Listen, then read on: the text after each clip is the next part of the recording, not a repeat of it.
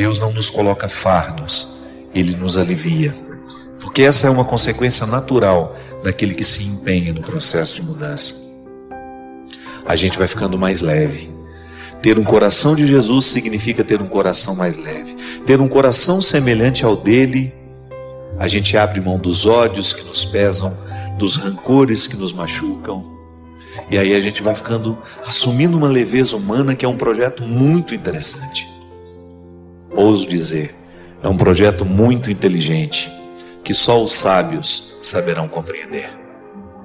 Nós não temos o direito de perder a nossa vida ao lado de pessoas, de situações que nos façam perder. Foi Ele mesmo que nos disse: de nada vale ganhar o mundo se você perder a própria vida. De nada vale ganhar o mundo se nós perdermos a própria vida. Talvez você esteja pensando, e é verdade. Em muitos momentos da sua vida você foi infeliz porque alguém negou o que você era. Não lhe deu a oportunidade de ser quem você era. Aí, minha amiga, é um desastre. Quando nós não somos interpretados de um jeito certo, quando o outro olha para nós do mesmo jeito como ele olha para uma parede, ou para um quadro na parede, ou ele olha para nós como se fosse um objeto de decoração na vida dele, você corre o risco de estar sendo objetificado. Perdeu a identidade. Deixou de ser. Entrou na dimensão do fazer da maneira mais cruel que um ser humano pode entrar. E às vezes, nós vamos ficando cansados e a vida vai ficando um fardo para nós, porque nos falta essa coragem de romper com aquilo que nos faz ficar perdidos. Você é um território sagrado. Dizer que você é um filho do céu, mesmo que você já tenha errado muito na vida, mesmo que você já tenha fracassado muito, não importa.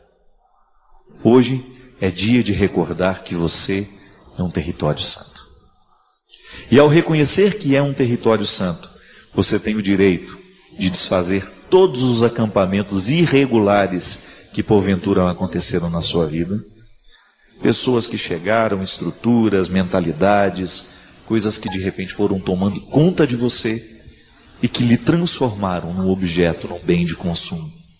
E infelizmente você acostumou a viver assim, mas sabe muito bem lá dentro, no fundo do coração, sabe que este incômodo precisa terminar, porque a sua realização é que está em jogo. E nós não temos o direito não, gente, de brincar com a nossa realização. Nós não sabemos quanto tempo a gente tem, não é verdade? Quanto tempo nos resta para a gente ser quem a gente é? Não vamos ficar perdendo tempo com o não ser, ou com realizar o sonho do outro, porque ele me imaginou assim, assim, assado. Não. A vida é urgente e nós precisamos viver com muita disposição a oportunidade de ser hoje, aqui, neste momento. Hoje é Jesus nos dizendo isso: vinde a mim todos vós que estáis cansados. Porque quando nós estamos escolhendo errado, a gente fica cansado mesmo. É sempre muito desgastante. É sempre muito desgastante quando nós estamos com a percepção de estarmos no lugar errado, fazendo o que é errado, com as pessoas erradas. É cansativo. Mas você não é um caso perdido por estar cansado. E Ele oferece essa possibilidade de dar o descanso, de nos oferecer esse descanso. E como é que nós descansamos, minha gente? É ficando acomodados? Não. Nós podemos descansar quando, com muita consciência, com muita responsabilidade, a gente caminha na direção do contexto certo. Quando você fala, olha, a partir de hoje, tudo que está ao meu redor, todos que estão ao meu redor, precisam facilitar a minha salvação. Porque em algum momento você pode descobrir, você de repente, através desse programa, através de uma leitura que você faz, através de uma palavra, você de repente descobre que você está vivendo a condição de objeto. E que na condição de objeto nenhuma felicidade pode ser possível à vida humana. E que nós não temos o direito de objetificar ninguém nem tampouco aceitar ser o objeto do outro. É a vida. E é tão bonito quando nós descobrimos uns com os outros, né? Nossa, desculpa, eu estou te objetificando. Eu não estou deixando o seu ser livre. Eu não estou permitindo que você seja você. E o amor nasce disso, dessa capacidade de respeitar esses limites e de compreender que o outro está em processo de transformação, não naquilo que eu quero, mas naquilo que Deus quer para ele. E nisso consiste o amor humano, em acelerar o desejo de Deus na vida daquela pessoa. Para isso nós nos amamos, não é? Aí a gente identifica, sempre olhando como a gente propõe, né? Que na nossa vida nós precisamos rever o nosso jeito de viver constantemente. É um exercício de conversão. A gente lançar uma luz sobre o nosso modo de viver e ter coragem de reconhecer onde é que nós não fomos semelhantes. Qual foi a atitude de hoje que, ao invés de lhe fazer avançar na semelhança com Jesus, lhe fez retroceder? Qual foi a palavra que você disse hoje que não lhe fez ser semelhante a Jesus? Qual foi o pensamento? O que você pensou hoje? Até mesmo na relação com os outros, né? Pode observar. Muitas vezes nós não mudamos a atitude, é porque a gente não muda o jeito de pensar. É interessante como isso se dá muito na realidade quando eu tenho dificuldade de conviver com alguém. Se não muda o jeito como eu interpreto o outro, não vai mudar o meu jeito de tratá-lo. Eu esbarro nisso o tempo todo, minha gente. Você sabe muito bem, me acompanha, sabe o tanto que eu sou público, a minha vida me expõe o tempo todo. E eu preciso ter muita segurança no ser, para eu dar conta de fazer o que eu faço. E de vez em quando esbarra pela minha vida, através de uma carta, através de um e-mail, pessoas que não entendem o meu ser padre. É natural. Só que, no momento em que eu não sou interpretado do jeito como eu preciso ser, eu tenho todo o direito de estabelecer aquele limite. Por quê? O outro não está me interpretando do jeito certo. Não sou um objeto de consumo. Mesmo como padre, ainda que eu tenha que doar a minha vida, eu não sou um objeto de consumo. Às vezes nós somos tão cruéis com o que a gente pensa, os nossos preconceitos, as nossas imagens distorcidas do outro. Nós somos muito dissemelhantes, não somos semelhantes a Jesus. Porque se nós olhamos para a maneira como Jesus se relacionava com os seus, era sempre uma postura acolhedora, amorosa, dura às vezes, mas nunca sem perder a ternura e o amor. Aliás, a dureza de Jesus só tinha sentido porque ele queria o bem das pessoas. Às vezes nós somos duros, não é porque a gente quer o bem, é porque nós somos cruéis mesmo. Não adianta você querer modificar a sua ação se você não modificou a raiz que provoca essa ação. É muito mais profundo. Não adianta nada você tentar mudar uma atitude concreta e prática, se você não modifica o motivo da atitude que está no ser. O ser é a casa de todos os motivos, não é? O amor nasce no ser. É por isso que aquilo que a gente realiza, os nossos gestos de amor, eles estão diretamente ligados ao nosso ser que ama. É por isso que o coração, quando ele está acostumado a amar, quando o ser se projeta sempre para a solidariedade, para o amor, para a fraternidade, ele vai ter muita facilidade de fazer o bem. Porque de alguma maneira ele já está orquestrado por um motivo maior interior que o radica naquela situação. O gesto que eu faço, ele pode ser até bonito, pode ser até bondoso, mas pode não ter amor. Por quê? Porque falta muitas vezes uma conexão entre o meu coração e o meu gesto. E quando é que eu vou obter as graças de ter um coração semelhante ao dele? Quando a vida for difícil, gente. Quando alguém me ofender. Então não é quando alguém me elogia que eu aprendo a ter um coração semelhante ao dele. É quando alguém me ofende. Quando alguém me machuca. com um gesto, com uma palavra. Quando alguém me trai, quando a cruz da solidão pesa sobre mim, quando alguém me injustiça, quando alguém me calunia, quando alguém olha, para nós, faz uma fofoca, uma calúnia, quando alguém nos desrespeita, é nessa hora que nós vamos ter a necessidade de ter um coração semelhante ao dele. Para quê? Aquilo que nos injustiça, aquela palavra que nos fere, que nos machuca, não tenha o poder de nos fazer perder a direção. E sabe que eu fico pensando que na vida nós somos muito carentes de situações que provoquem o nosso ser. Porque às vezes a gente faz tanto, a gente trabalha tanto, nós caímos numa vida de tantas atividades que a gente corre o risco de viver sem conhecer o que a gente é. Porque muitas vezes a vida prática estimula o nosso fazer e não o nosso ser. E é por isso que eu preciso ter os meus momentos de cultivar quem eu sou. É por isso que as religiões nos ensinam a meditação, o silêncio, a oração, a contemplação. Aí se você sai do campo da religião, você entra no campo da arte, por exemplo. Você vai a um espetáculo, você vai assistir uma ópera, você vai assistir um teatro, um show musical. Tudo aquilo está lhe proporcionando um esquecimento do que você faz e uma recordação daquilo que você é. A boa música nos faz mergulhar no contexto do ser.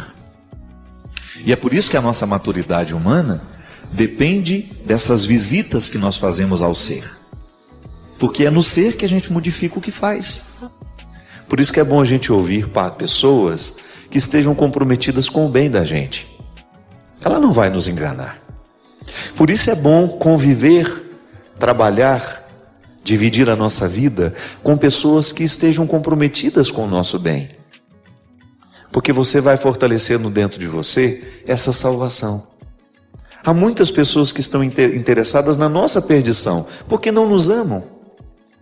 Não estão comprometidas com a nossa verdade pessoal, não estão comprometidas com o nosso projeto de vida, nos tratam de qualquer jeito.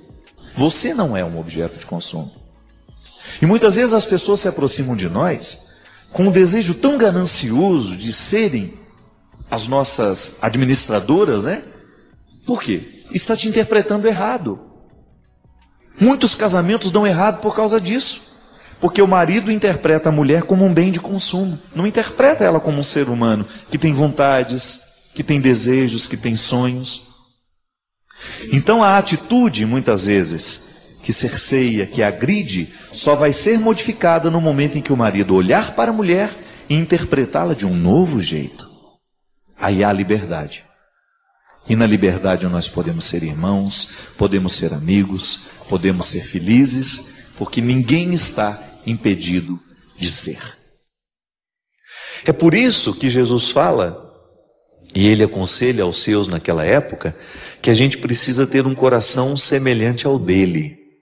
Porque se a gente luta para ter esse coração semelhante ao dele, a sabedoria vai nos ajudar a discernir se o contexto está favorável para a salvação ou se o contexto está favorável para a perdição. Particulariza essa palavra hoje. Pensa o que essa palavra representa na sua história hoje. Olhe para o contexto mais íntimo da sua história hoje. Particulariza isso. Você está hoje enfrentou situações, estabeleceu vínculos hoje que favorecem o contexto da sua salvação ou favorecem o contexto da sua perdição? É possível ser muito concreto nessa reflexão. Então, antes de fazer o que Jesus faz, eu sou convidado a ser quem Ele é. Essa é a ousadia da proposta cristã, para mim, para você. E ao dizer que eu sou filho do céu, eu estou assumindo na minha vida o compromisso de ser com Jesus. E aí, naturalmente, eu vou ter os mesmos gestos que Ele tem, as mesmas atitudes. Mas a palavra primeira é ser. Eu sou cristão. E porque sou cristão, as minhas atitudes nascerão naturalmente cristãs. Naturalmente é uma palavra difícil, né? Porque nem sempre é natural o nosso gesto cristão. Mas é porque falta a conversão do ser. Porque a vida cristã não é outra coisa senão você zelar diariamente pelo contexto da sua salvação. Tome posse disso. Ser salvo consiste em você zelar pelo contexto da sua salvação. Aí você olha para a vida que você vive, as pessoas que têm autoridade sobre você, influência sobre você, os livros que lê, a música que escuta, o programa que assiste, aquilo que a gente deixa guardar na cabeça e no coração. Esse é o contexto da sua salvação ou não. É o contexto também, pode ser o contexto da perdição. Não adianta. Não temos como negar. Este contexto humano é onde Deus pode agir ou ele pode ser privado de agir. Mas ao assumir este compromisso de não perder de vista o ser que você precisa, viver e experimentar o tempo todo e mergulhar, quando olhamos para Jesus, nós descobrimos quem nós devemos ser, como devemos pensar. Só que aí, Paulo dizia, para que a gente tenha atitudes de Jesus, nós precisamos ser como Ele. Aí o que ele fala?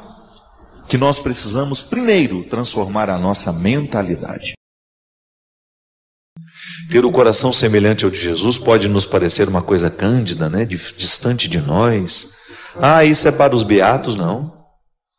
Ter um coração semelhante ao dele é ter um coração que seja capaz de zelar pelo contexto da nossa salvação.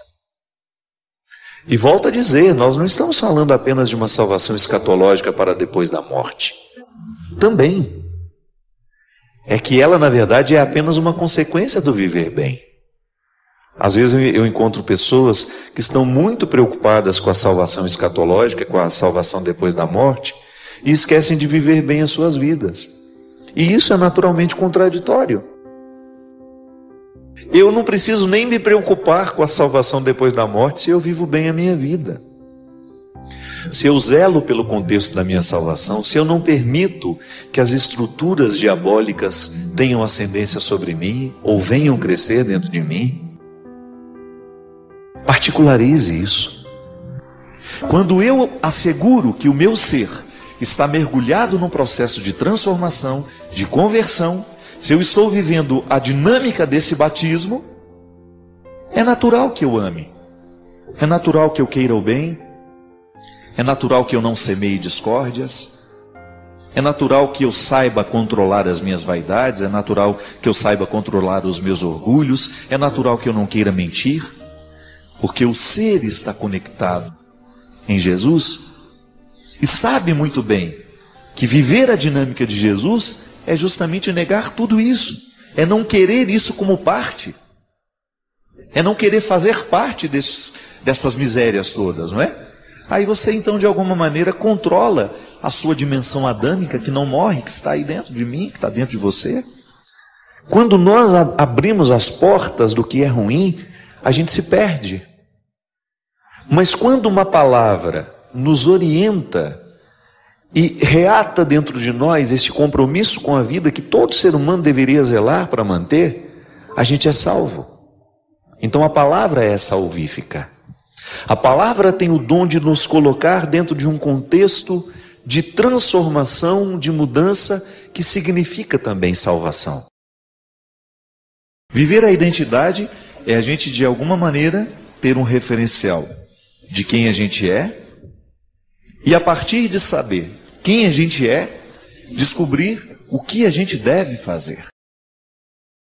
Há sempre um ser que antecede o que faz. Isso é identidade, porque é refletindo a nossa humanidade que a gente vai se aproximar da santidade que nós tanto precisamos viver. Não há um outro jeito. Eu não posso ficar santo se eu não tocar nas minhas questões humanas, se eu não aprimorá-las e modificar essas estruturas. Porque às vezes a gente pode ter essa compreensão equivocada de que Deus está nos propondo um fardo. Não.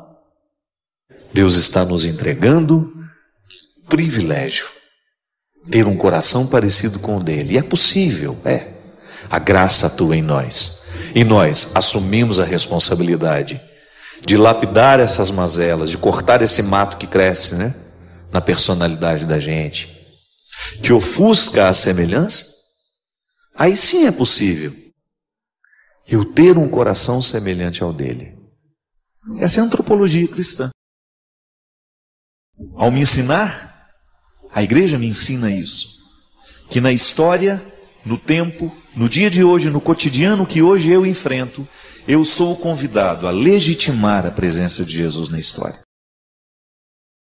E que o meu ser é o lugar da conversão. É aqui, no meu pensamento, na minha atividade cerebral, nos meus motivos intelectuais, é aqui onde o meu coração bate, onde todos os meus sentimentos são processados, onde as minhas sensações também existem e me ajudam a ser quem eu sou, que a primeira dimensão do cristianismo se forma. É a formatação cristã. Poderíamos usar um termo moderno, Quando você formata o seu computador, o que você faz? Você o transforma, você o retira, você limpa tudo aquilo que estava lá e você o projeta para um novo tempo. É o que o batismo faz com a gente. Ele nos retira de uma condição antiga e nos formata para uma vida nova. Então, a partir do meu batismo, eu estou mergulhado neste novo jeito de ser de Jesus. Volto a dizer, a palavra de Deus nos orienta, e porque nos orienta, ela nos salva. E hoje Deus nos salva, nos convidando a ter um coração semelhante ao Filho dele.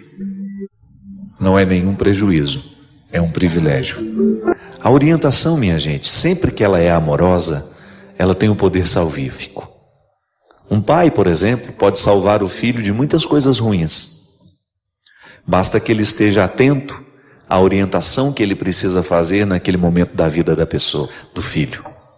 Seja ela uma criança, seja ela uma adolescente, seja essa pessoa já um jovem ou até mesmo um adulto. A palavra salva, porque ela orienta. Ela tem o dom de reorientar o caminho.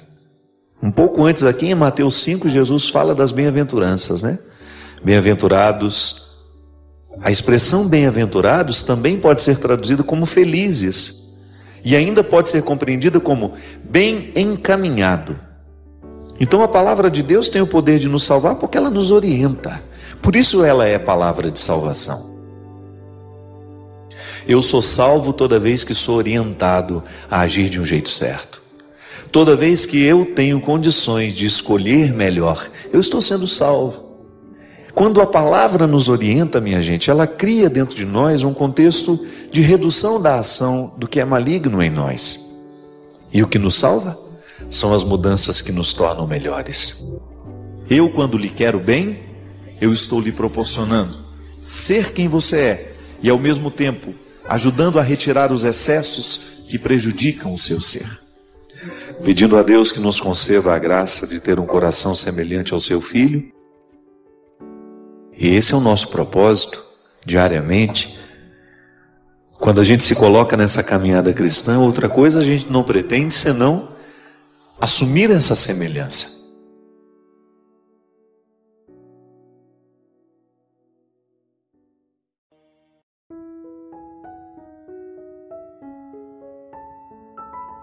Claro, machuca, a gente fica chateado, mas não demora.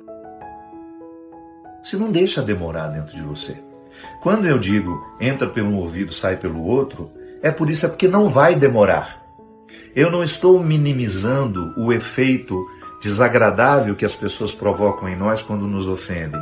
Eu só estou dizendo que quando nós sabemos que aquilo não tem uma conexão com a nossa verdade, nós deixamos passar. A gente não retroalimenta. Porque o que é que nos machuca tanto no comportamento? E muitas vezes nós adotamos comportamentos altamente destrutivos por isso. Eu escuto, reescuto, escuto, reescuto e fico naquele ciclo. Entendeu? Aí eu fico fazendo aquele ciclo vicioso. Então a pessoa escreve uma coisa muito desagradável para mim nos comentários. Se eu sei que aquilo está me ofendendo, eu presto atenção. Por que está me ofendendo? Tem algum alinhavo com a minha verdade? Tem? Então tá bom.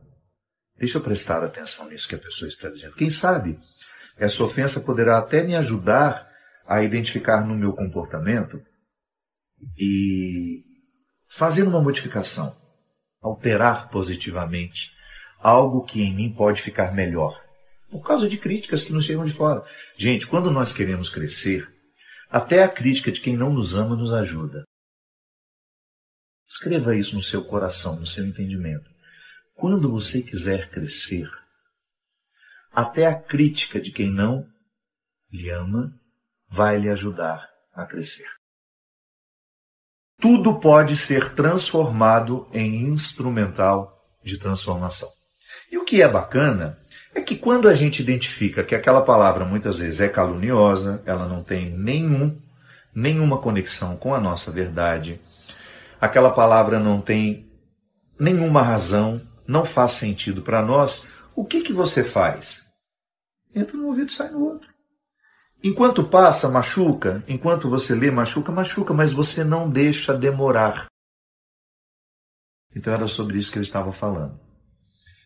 Eu tenho horror de simplificar o que para o outro é importante. Então, eu não quero de maneira alguma, com a minha forma de pensar, lhe fazer acreditar que aquilo que lhe ofende não é importante. Não é sim. Mas eu queria que você prestasse mais atenção naquilo que de fato lhe ofende. Se está lhe ofendendo, pode ser que tenha alguma razão. Agora, se é calúnia, se não tem nenhuma conexão com a verdade, se está completamente desalinhado com o que você sabe de você, entra por um ouvido e sai por outro, e não demora. Não pode demorar porque é um exercício de amor próprio. É difícil? É muito difícil. Ainda hoje, em umas respostas que eu dava, eu dizia, olha, é um processo extremamente doloroso porque requer muita maturidade espiritual você chegar à conclusão. O outro está me ofendendo porque ele tem razão. E eu não gosto de me reconhecer assim, mas ele tem razão. Quando o outro me chama de egoísta, quando o outro me chama de possessivo, quando o outro me chama de invejoso, quando o outro me chama de vaidoso, de alguma forma, aquilo que o outro está nos dizendo diz respeito ao que o outro percebeu em nós. Diz respeito à nossa verdade pessoal. Então, causa um sofrimento. Causa, a gente sofre. Mas não deveria. Não deveria sofrer. Não deveríamos sofrer. Deveríamos interpretar aquele alerta como uma oportunidade de sair disso, porque muitas vezes, ou melhor, às vezes é até bom sofrer sim. Às vezes é até bom sofrer. A gente não deve sofrer quando aquilo que o outro está dizendo é apenas uma projeção de si mesmo. Ele está se projetando em mim. E a gente deveria ter essa maturidade emocional, espiritual, que nos colocasse nessa postura de pensar, não, o outro não tem nenhuma razão no que está dizendo, portanto, entra aqui e sai aqui. Volto a dizer, se no processo de passar por aqui e sair por aqui doer um pouquinho, é normal. Nós somos humanos. As palavras nos sangram com a mesma intensidade com que um punhal pode sangrar um corpo. Sangram as nossas sensibilidades. Sangram aquilo que em nós é frágil. Então, não é nenhum problema você perceber que sangrou, que doeu ouvir aquilo que você ouviu, que doeu ler aquilo que você leu. Só que faça o exercício de racionalizar isso. Aquilo que o outro escreveu não é a sua verdade. Aquilo que o outro disse não é a sua verdade. Então, se o outro está dizendo, se o outro está escrevendo, é uma impressão que ele tem e que não deveria lhe incomodar tanto, porque você sabe que a sua verdade pertence a você. e você já está devidamente esclarecida de que aquilo que ele está caluniando você não corresponde ao que você sabe. Em última instância, minha gente, vale aquela regra. Os outros nos imaginam. Nós sabemos quem nós somos. E entre ficar com aquilo que o outro acha e Deus sabe, entre aquilo que Deus sabe a nosso respeito, eu não tenho dúvida de que vale muito mais a pena ficar com aquilo que Deus sabe de cada um de nós. Portanto, mantenhamos a nossa perseverança, mantenhamos a nossa atenção, mantenhamos a nossa sensibilidade aguçada para separar as ofensas das calúnias. Ofensas muitas vezes estão associadas a uma verdade que nós não queremos reconhecer. Calúnias são situações que os outros inventaram para nós, que, portanto, por não terem nenhuma conexão com a verdade, só vão nos incomodar durante o processo de passar, entre entrar aqui e sair por aqui. Se ofendeu, se doeu, presta atenção. Quem sabe o outro esteja lhe dando uma feliz oportunidade de você corrigir em si aquilo que chegou de uma forma que você não escolheria. Foi sendo ofendido que você sentiu o encontro com a verdade, foi doloroso, foi desagradável, mas também foi uma feliz oportunidade que você teve de avançar, de evoluir. Volto a dizer, o grande desejo de cada um de nós, o grande empenho de cada um de nós, deveria ser sempre a evolução. Queremos alcançar a melhor versão que está à nossa disposição. Para isso nós somos religiosos. Eu sou cristão católico felicíssimo dentro do meu conceito de fé. O cristianismo fez sentido para mim. Não sei qual é a sua religião, mas eu sei que a sua religião tem instrumentais para lhe ajudar a chegar ao melhor de si mesmo. Ao melhor de si mesmo, ao melhor de si mesmo. É o que Deus quer de nós. Seja qual for a religião, o que nós precisamos entender é que ela precisará ser para nós um lugar, uma oportunidade para chegar ao melhor de nós. Eu, como cristão, digo, todos os encontros de Jesus foram assim. Foram para promover o melhor das pessoas que ele encontrava. Então, ainda que chegue por meio de uma ofensa, presta atenção. Antes de ficar bravinho, antes de recusar, não. Presta atenção. Às vezes aquele que nos ofende está nos fazendo um favor em nos colocar diante de uma verdade que talvez a gente tenha negado. Agora, se o outro lhe caluniou, passou aqui, saiu aqui, e só doeu o tempo que ficou. Porque você é inteligente, você é sábia, você é sábio, inteligente, e não fará questão de ficar. É Jesus que dizia isso. E falava isso de maneira muito comprometedora, né? Olha, tudo que fizer a um desses menores, né? Tudo que fizer a um desses pequeninos, é a mim que você estará fazendo.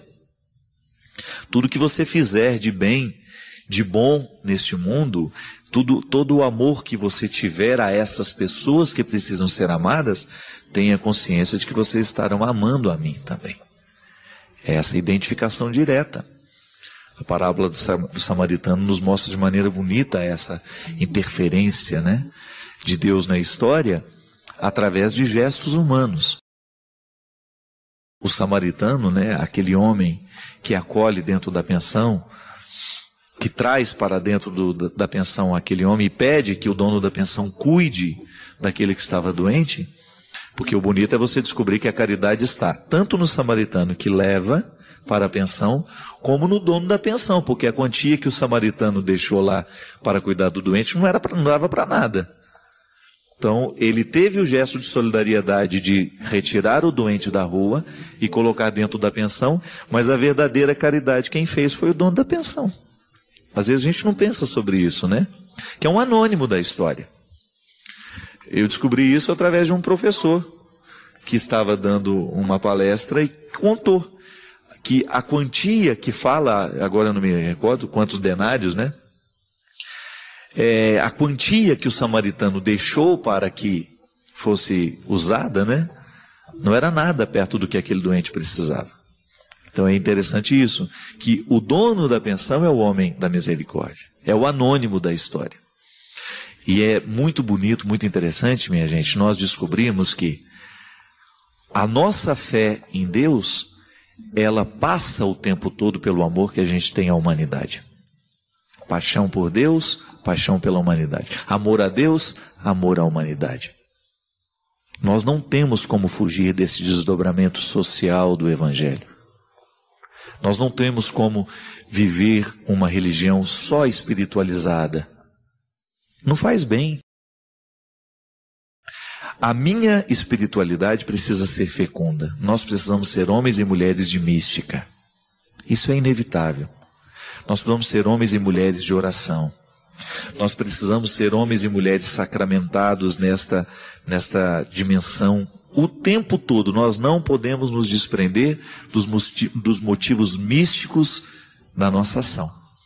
Mas nós também não podemos nos esquecer que esta ação é importante.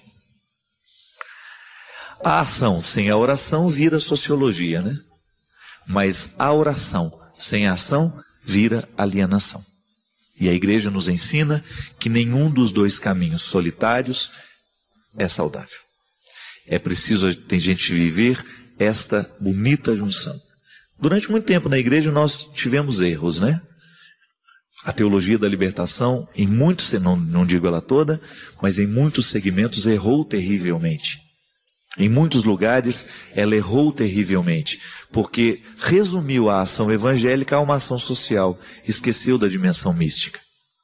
Por outro lado, a renovação carismática, em muitos lugares, em muitos segmentos, também esqueceu a dimensão social, só se transformou em espiritualidade. Mas e a ação social? E o amor ao próximo? A gente reza, mas sai ali e maltrata a pessoa que está de fora. Como é que a gente pode compreender que Deus aconteceu na nossa vida, se eu ainda não sou capaz de tratar bem o menor dos meus irmãos? Não é verdade? Então nós precisamos ter esse cuidado. Em outros lugares, volto à teologia da libertação, em muitos lugares nós tínhamos uma bonita ação social, homens e mulheres politizados em nome do Evangelho, mas sem nenhum amor a Jesus. Então não é isso que a igreja quer. A igreja precisa desse equilíbrio. E eu acho interessante, sabe, quando a gente vai percebendo que o próprio tempo se encarrega em ajustar essas coisas, né? Eu fico vendo em tantos lugares a renovação carismática descobriu esse desequilíbrio e criou instituições, criou obras assistenciais maravilhosas. Fez um trabalho. Então é interessante. É interessante a gente buscar compreender que esse amor a Deus é também amor à humanidade. E que eu não posso me desequilibrar. O céu é para aquele que se equilibra. Isso é interessante. Isso é uma questão de maturidade, né? À medida em que nós vamos vivendo, nós vamos descobrindo os nossos desequilíbrios. Eu olho para o passado, por exemplo, e eu vejo quantas vezes a minha religião foi apenas espiritualidade. Durante quanto tempo eu fui insensível às questões sociais? Muitas vezes. Hoje eu sinto, graças a Deus, eu sinto meu coração muito mais movido para buscar esse equilíbrio. É preciso ser um homem de oração, mas é preciso também ser um homem de ação. Aí nós vamos fazendo as parcerias que a gente pode, né? A gente sabe que lá tem uma obra social maravilhosa, que está fazendo um trabalho social, mas que também está buscando mística. Aí nós vamos lá e estabelecemos parceria. Esse é o trabalho voluntário que todos nós precisaríamos ter, gente. É impressionante o quanto que um trabalho voluntário ocupa a cabeça da gente, a ponto de nos fazer esquecer dos próprios problemas que a gente tem. E quando a gente esquece o problema que a gente tem, parece que ele se resolve, né? É Deus agindo na nossa vida. Eu particularmente acho, minha gente, que faz falta para nós, muitas vezes, ocupar a nossa cabeça com alguma coisa. São tantas as obras pelas nossas cidades, iniciativas particulares, que precisam de ações voluntárias. O trabalho voluntário é de uma beleza impressionante, porque faz um bem danado a quem recebe, mas faz também a quem realiza. É você tirar um tempo da sua vida, do seu dia, de repente 2, 3 dias a semana. Eu tenho minha amiga Judite lá em Taubaté, ela faz um trabalho bonito lá no hospital regional. Faz a visita às pessoas que estão com câncer, faz um cafezinho para essas pessoas. Às vezes tem doentes lá que não têm visitas. É a única oportunidade que tem, de repente, de conversar um pouquinho com uma pessoa diferente que está fora ali do contexto do hospital. E esse trabalho voluntário é um desdobramento social bonito do nosso amor a Jesus. Então, porque amo a Deus, eu vou buscar aqueles que estão precisando dele, né? A Fiinha, lá em Formiga, que faz um trabalho lindo também lá no Hospital São Luís, também proporcionando um café aos doentes. O François também lá de Formiga, que está sempre com a Fiinha, ajudando nessas iniciativas. Enfim, são muitas coisas pelo Brasil afora, são muitas coisas pequenininhas que a gente pode fazer e que fazem bem demais ao coração das pessoas que recebem. E aí você também vai esquecer um pouco dos seus problemas, porque cabeça que está ocupada, o diabo não tem vez, né? E às vezes, muitas vezes, o que falta na nossa vida é ocupar o nosso coração e a nossa mente também.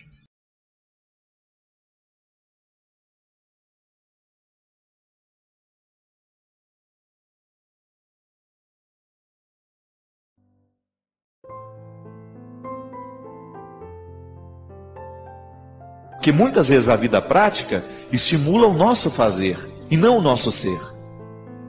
E é por isso que eu preciso ter os meus momentos de cultivar quem eu sou. É por isso que as religiões nos ensinam a meditação, o silêncio, a oração, a contemplação.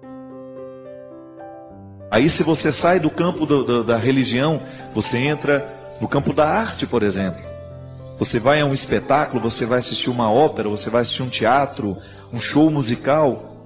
Tudo aquilo está lhe proporcionando um esquecimento do que você faz e uma recordação daquilo que você é.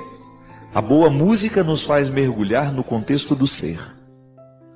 E é por isso que a nossa maturidade humana depende dessas visitas que nós fazemos ao ser. Porque é no ser que a gente modifica o que faz. Por isso que é bom a gente ouvir pessoas que estejam comprometidas com o bem da gente. Ela não vai nos enganar. Por isso é bom conviver, trabalhar, dividir a nossa vida com pessoas que estejam comprometidas com o nosso bem. Porque você vai fortalecendo dentro de você essa salvação. Há muitas pessoas que estão interessadas na nossa perdição, porque não nos amam. Não estão comprometidas com a nossa verdade pessoal, não estão comprometidas com o nosso projeto de vida, nos tratam de qualquer jeito. Você não é um objeto de consumo.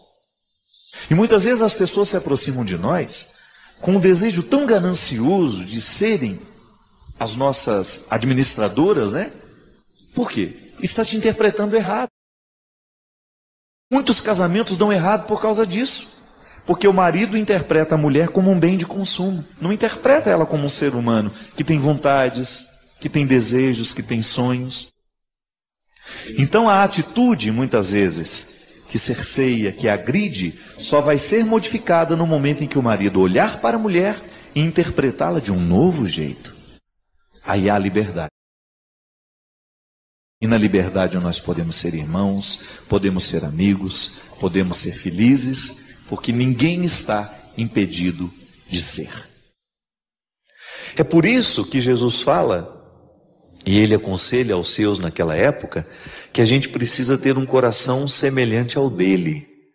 Porque se a gente luta para ter esse coração semelhante ao dele, a sabedoria vai nos ajudar a discernir se o contexto está favorável para a salvação ou se o contexto está favorável para a perdição. Particulariza essa palavra hoje. Pensa o que essa palavra representa na sua história hoje. Olhe para o contexto mais íntimo da sua história hoje. Particulariza isso. Você está hoje enfrentou situações estabeleceu vínculos hoje que favorecem o contexto da sua salvação ou favorecem o contexto da sua perdição? É possível ser muito concreto nessa reflexão. Então, antes de fazer o que Jesus faz, eu sou convidado a ser quem Ele é. Essa é a ousadia da proposta cristã, para mim, para você. E ao dizer que eu sou filho do céu, eu estou assumindo na minha vida o compromisso de ser com Jesus. E aí, naturalmente, eu vou ter os mesmos gestos que Ele tem, as mesmas atitudes. Mas a palavra primeira é ser. Eu sou cristão. E porque sou cristão, as minhas atitudes nascerão naturalmente cristãs. Naturalmente é uma palavra difícil, né? Porque nem sempre é natural o nosso gesto cristão. Mas é porque falta a conversão do ser. Que a vida cristã não é outra coisa senão você zelar diariamente pelo contexto da sua salvação. Tome posse disso. Ser salvo consiste em você zelar pelo contexto da sua salvação. Aí você olha para a vida que você vive, as pessoas que têm autoridade sobre você, influência sobre você, os livros que lê, a música que escuta, o programa que assiste, aquilo que a gente deixa guardar na cabeça e no coração. Esse é o contexto da sua salvação ou não. É o contexto também, pode ser o contexto da perdição. Não adianta. Não temos como negar. Esse contexto humano é onde Deus pode agir ou ele pode ser privado de agir. Mas ao assumir este compromisso de não perder de vista o ser que você precisa, viver e experimentar o tempo todo e mergulhar, quando olhamos para Jesus, nós descobrimos quem nós devemos ser. Como devemos pensar. Só que aí, Paulo dizia, para que a gente tenha atitudes de Jesus, nós precisamos ser como Ele. Aí o que ele fala? Que nós precisamos, primeiro, transformar a nossa mentalidade. Ter o coração semelhante ao de Jesus pode nos parecer uma coisa cândida, né? Distante de nós. Isso é para os beatos, não. Ter um coração semelhante ao dele é ter um coração que seja capaz de zelar pelo contexto da nossa salvação. E volto a dizer, nós não estamos falando apenas de uma salvação escatológica para depois da morte. Também. É que ela, na verdade, é apenas uma consequência do viver bem. Às vezes eu encontro pessoas que estão muito preocupadas com a salvação escatológica, com a salvação depois da morte, e esquecem de viver bem as suas vidas. E isso é naturalmente contraditório. Eu não preciso nem me preocupar com a salvação depois da morte se eu vivo bem a minha vida.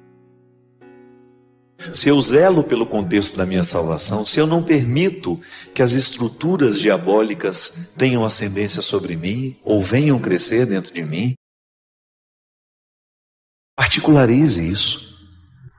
Quando eu asseguro que o meu ser está mergulhado num processo de transformação, de conversão, se eu estou vivendo a dinâmica desse batismo, é natural que eu ame. É natural que eu queira o bem. É natural que eu não semeie discórdias. É natural que eu saiba controlar as minhas vaidades. É natural que eu saiba controlar os meus orgulhos. É natural que eu não queira mentir. Porque o ser está conectado em Jesus e sabe muito bem que viver a dinâmica de Jesus é justamente negar tudo isso. É não querer isso como parte. É não querer fazer parte dessas misérias todas, não é? Aí você então de alguma maneira controla a sua dimensão adâmica que não morre, que está aí dentro de mim, que está dentro de você. Quando nós abrimos as portas do que é ruim, a gente se perde. Mas quando uma palavra nos orienta e reata dentro de nós esse compromisso com a vida que todo ser humano deveria zelar para manter, a gente é salvo. Então a palavra é salvífica. A palavra tem o dom de nos colocar dentro de um contexto de transformação, de mudança, que significa também salvação. Viver a identidade é a gente, de alguma maneira, ter um referencial de quem a gente é, e a partir de saber quem a gente é, descobrir o que a gente deve fazer. Há sempre um ser que antecede o que faz. Isso é identidade. Porque é refletindo a nossa humanidade que a gente vai se aproximar da santidade que nós tanto precisamos viver. Não há um outro jeito. Eu não sei, eu não posso ficar santo se eu não tocar nas minhas questões humanas, se eu não aprimorá-las. E modificar essas estruturas. Que às vezes a gente pode ter essa compreensão equivocada de que Deus está nos propondo um fardo. Não. Deus está nos entregando privilégio. Ter um coração parecido com o dele. E é possível, é. A graça atua em nós. E nós assumimos a responsabilidade de lapidar essas mazelas, de cortar esse mato que cresce, né, na personalidade da gente, que ofusca a semelhança. Aí sim é possível eu ter um coração semelhante ao dele. Essa é a antropologia cristã. Ao me ensinar, a igreja me ensina isso. Que na história, no tempo, no dia de hoje, no cotidiano que hoje eu enfrento, eu sou convidado a legitimar a presença de Jesus na história. E que o meu ser é o lugar da conversão. É aqui, no meu pensamento, na minha atividade cerebral, nos meus motivos intelectuais. É aqui onde o meu coração bate, onde todos os meus sentimentos são processados, onde as minhas sensações também existem e me ajudam a ser quem eu sou. Que a primeira dimensão do cristianismo se forma. É a formatação cristã. Poderíamos usar um termo moderno, né? Quando você formata o seu computador, o que você faz? Você o transforma, você o retira, você limpa tudo aquilo que estava lá e você o projeta para um novo tempo. É o que o batismo faz com a gente. Ele nos retira de uma condição antiga e nos formata para uma vida nova. Então, a partir do meu batismo, eu estou mergulhado neste novo jeito de ser de Jesus. Volto a dizer. A palavra de Deus nos orienta, e porque nos orienta, ela nos salva. E hoje Deus nos salva, nos convidando a ter um coração semelhante ao Filho dele. Não é nenhum prejuízo, é um privilégio. A orientação, minha gente, sempre que ela é amorosa, ela tem um poder salvífico. Um pai, por exemplo, pode salvar o filho de muitas coisas ruins. Basta que ele esteja atento a orientação que ele precisa fazer naquele momento da vida da pessoa, do filho. Seja ela uma criança, seja ela uma adolescente, seja essa pessoa já um jovem ou até mesmo um adulto. A palavra salva, porque ela orienta. Ela tem o dom de reorientar o caminho. Um pouco antes aqui em Mateus 5, Jesus fala das bem-aventuranças, né? Bem-aventurados. A expressão bem-aventurados também pode ser traduzida como felizes. E ainda pode ser compreendida como bem encaminhado. Então a palavra de Deus tem o poder de nos salvar porque ela nos orienta. Por isso ela é palavra de salvação. Eu sou salvo toda vez que sou orientado a agir de um jeito certo. Toda vez que eu tenho condições de escolher melhor, eu estou sendo salvo. Quando a palavra nos orienta, minha gente, ela cria dentro de nós um contexto de redução da ação do que é maligno em nós. E o que nos salva são as mudanças que nos tornam melhores.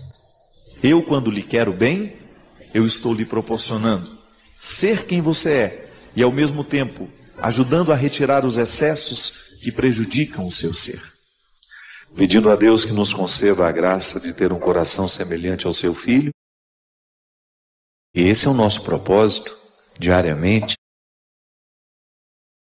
Quando a gente se coloca nessa caminhada cristã, outra coisa a gente não pretende senão assumir essa semelhança. Na teologia cristã nós aprendemos que nós recebemos essa semelhança como um dom, uma vocação. Mas à medida em que nós vamos vivendo, nós vamos assumindo e tomando posse desse dom. A semelhança será sempre um projeto a ser vivido e experimentado no dia a dia. Hoje eu quero ser mais semelhante a Jesus. Hoje eu quero ter um coração igual ao dele.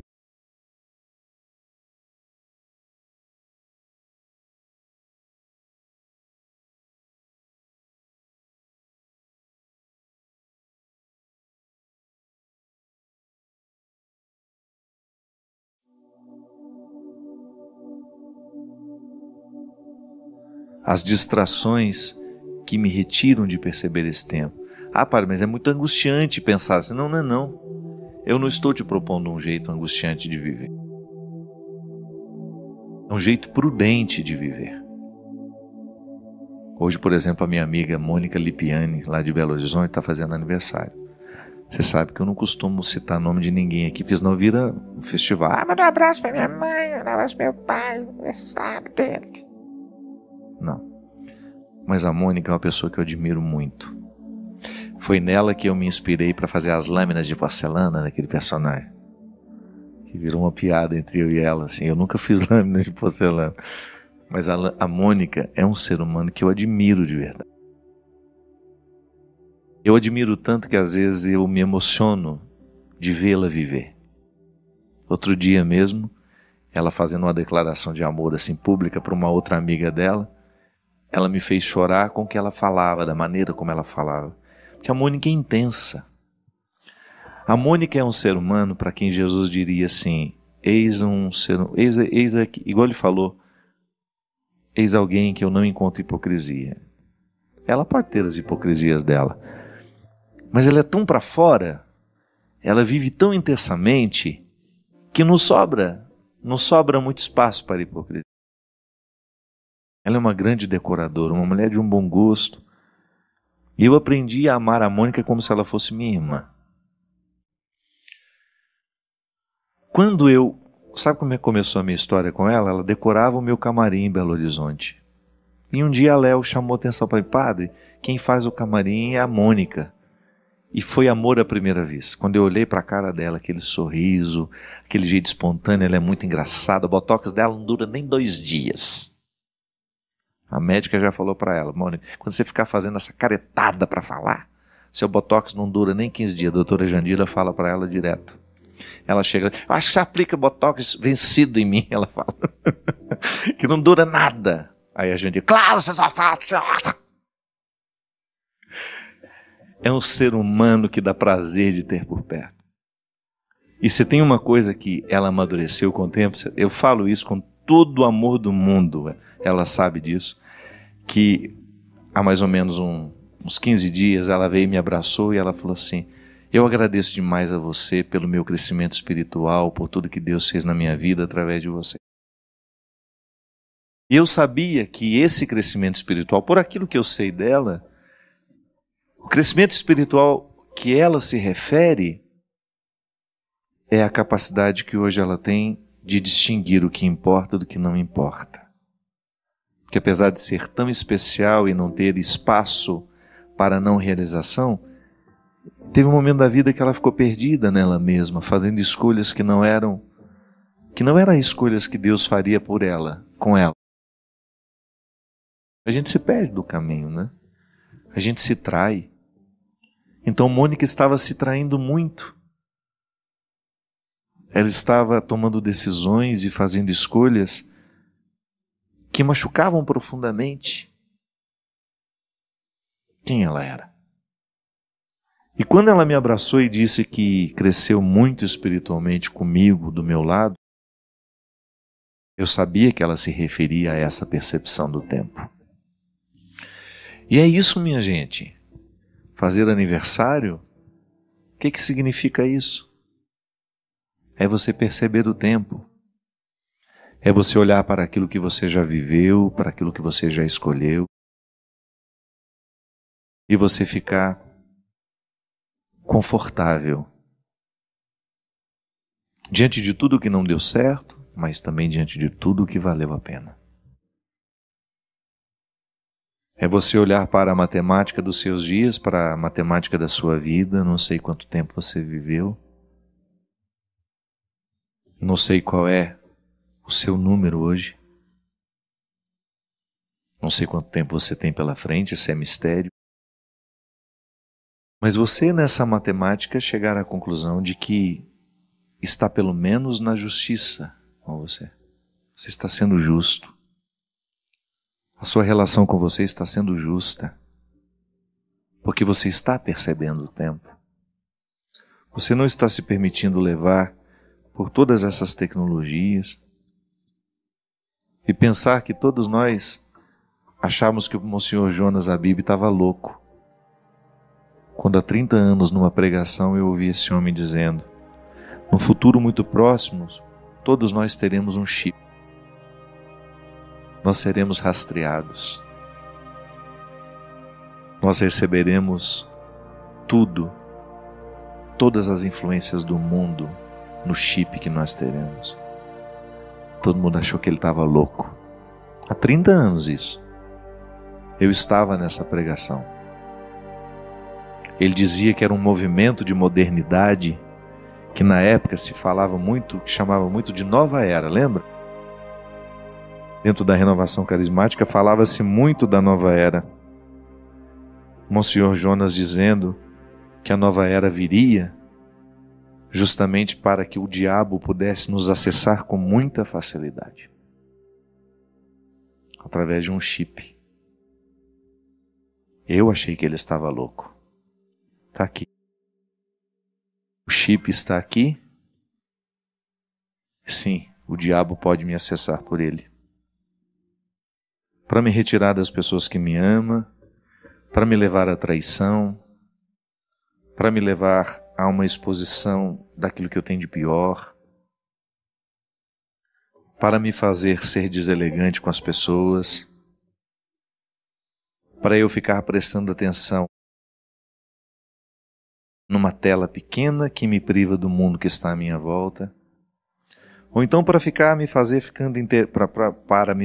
ficar interessado por um mundo que não é meu, que não tem absolutamente nada a ver comigo, que não me enriquece em nada e que só me retira o tempo, que é o que a gente tem de mais precioso. Saramago, numa das últimas entrevistas que ele deu, num documentário lindo, ao final, vários repórteres ao lado dele. Um pergunta: Saramago, você já conseguiu tantos prêmios, você foi tão premiado. O que você ainda gostaria de ganhar nessa fase da vida? Ele parou, pensou e respondeu: tempo. Eu gostaria de ganhar tempo. É isso, minha gente. É a maior riqueza que um ser humano hoje pode ter, é tempo, viu? Para ler a obra que gostaria de ler, para estar no lugar que gostaria de estar, para poder fazer o que gostaria de fazer. Valorize o seu. Na rotina dura da sua vida, faça de tudo para você ter o seu tempo, para você percebê-lo. E percebendo, você viver com a qualidade que você merece.